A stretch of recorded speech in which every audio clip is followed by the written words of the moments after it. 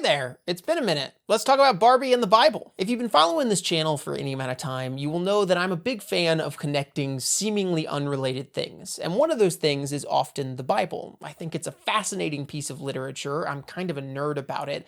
And no matter what you believe about it, I'm not interested in changing your mind. I think it's worth talking about in relationship to art because it's a literary masterpiece and it's had huge influence on society. Another thing that you may know if you followed this channel for a while is that I'm a big fan of Greta Gerwig. I think her movies are great. I think she's a remarkable artist. I love Lady Bird, and I think Little Women is one of the greatest adaptations ever made. I actually made a video about it. The side of Greta that is still fascinated with faith and religion has always been really interesting to me. I think you see it in something like Lady Bird, where she portrays the Catholic school that Lady Bird goes to with an equal sense of kind of contempt and mockery, balanced with this sort of fondness and nostalgia, like she's caught between the things that she disliked about church and the things that she sorely misses. I feel like a lot of Greta's work could be encapsulated by that quote. I'm not sure what it's from, but it's something like, "I don't know if I believe in God, but I know that I miss him." I think that distills so much of what I love about her movies, and it makes me really excited to see what she does with something like Narnia, which has so many spiritual undertones. Looking back, I remember when Greta was doing the press for Barbie, and she kept making these little references to kind of theological concepts that I was like, I wonder if anyone else is picking up on this. Like, she mentioned that Ken is sort of like her mirror image of Adam in Genesis, and I was like, huh.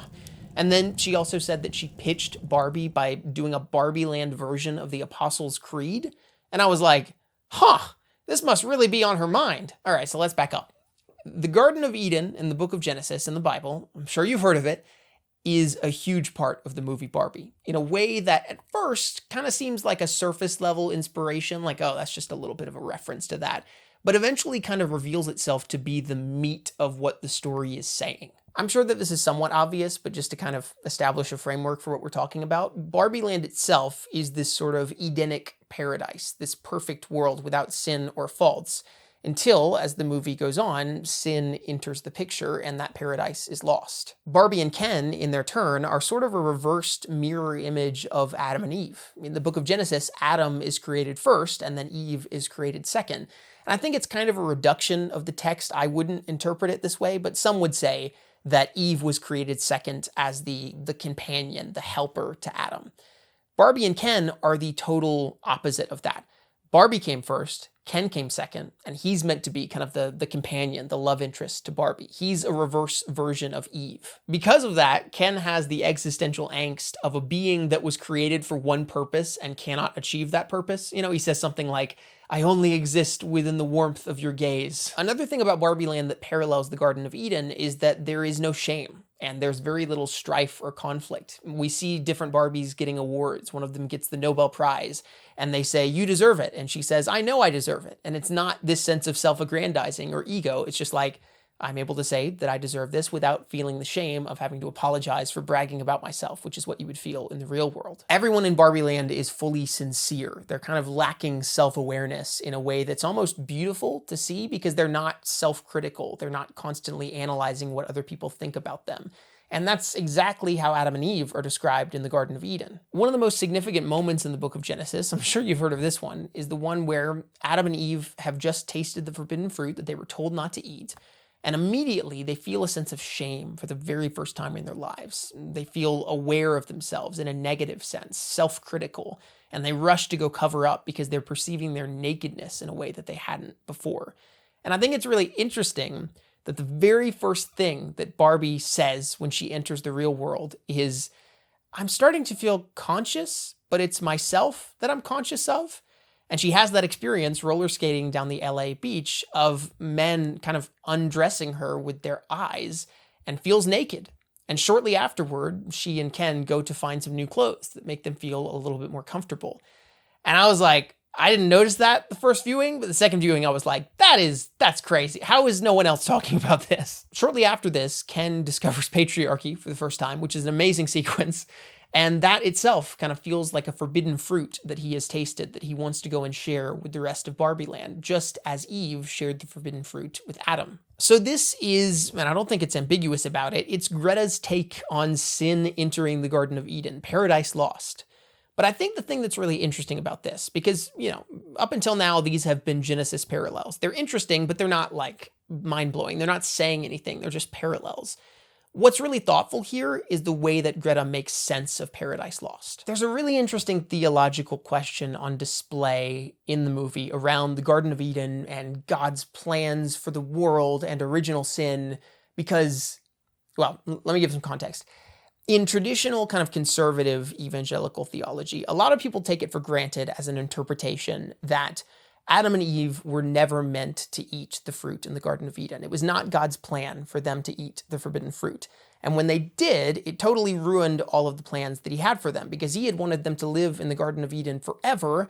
And then they did that and it threw everything into chaos. And that's why we're in the mess that we're in now. The really subversive thing about Barbie is that here, the introduction of original sin into the Garden of Eden, which in our case is the original sin is patriarchy into Barbie land, actually ends up being a catalyst for something good by the end of the movie. Because through engaging with patriarchy and seeing its bad side, the Barbies and the Kens actually learn to see each other more clearly and understand their desires and relationships and free will outside of their pre-written roles. Even Ken's kind of comedic and sinister embrace of patriarchy does awaken in him a desire to be treated with dignity and respect and humanity, which I don't think that the film wholeheartedly condemns. It condemns the way that he turns to subjugating women as a way of, feeling respected and valued, but I don't think it condemns the concept of actually feeling valued. That's good. The way that the Kens turn to oppressing the Barbies is the sin, but actually acknowledging their own personal dignity is not, and it actually makes Barbie Land better. And when the Will Ferrell Mattel CEO at the end of the movie tries to say that they should put Barbie Land back to the way that it was, the Barbie Land president says no, because they don't want to go back to the status quo of the original Barbie Land. Things have improved through engaging with these concepts. So in Barbie, we have a fall, we have a Paradise Lost scenario where an original sin is introduced into a supposedly perfect world. But ultimately, once that sin is engaged and redeemed, it makes the world better than it was before. I said earlier that, this idea that God never intended or planned for Adam and Eve to eat the forbidden fruit was one interpretation of the book of Genesis, because there are other interpretations that have existed long throughout history. And one of them that I discovered recently is called Felix Culpa, which means lucky fall or fortunate fall. I heard about it through a blogger named Caitlin Beatty, who I'll link to in the description. And I think she heard about it through Julian of Norwich. The basic idea of Felix Culpa is that God actually allowed the fall to happen, even though it opened the door to sin and death, because he saw that the eventual redemption of that sin through Christ would be far more glorious and meaningful than it ever would have been if Adam and Eve just lived in the garden forever. I think Augustine wrote something like, God judged it better to bring good out of evil than to never allow evil to exist in the first place. And I think part of it is also that idea that we wouldn't truly know what good is or what good means if we hadn't experienced evil in the first place. I think you can kind of see that trajectory throughout the Bible of redemption and progression, especially as it goes from Genesis to Revelation, starting with a garden and then ending with a garden city. So it's not a return to Barbie Land the way that it was. It's not a return to the status quo. It's working the grand story of earth and all of the sin and darkness and death into this even more beautiful, redeemed conclusion that it would have been if none of that bad stuff had ever happened. This is an interesting reference, actually. Tolkien portrayed this idea really beautifully in the Silmarillion. The Silmarillion starts with the creation narrative of Middle-earth and the Lord of the Rings, and it has all of the angels of that world, the Ainur, singing the song of creation together. And then Melkor, who's kind of the Satan of this world, starts singing this song of discord, this discordant music that's meant to disrupt the song.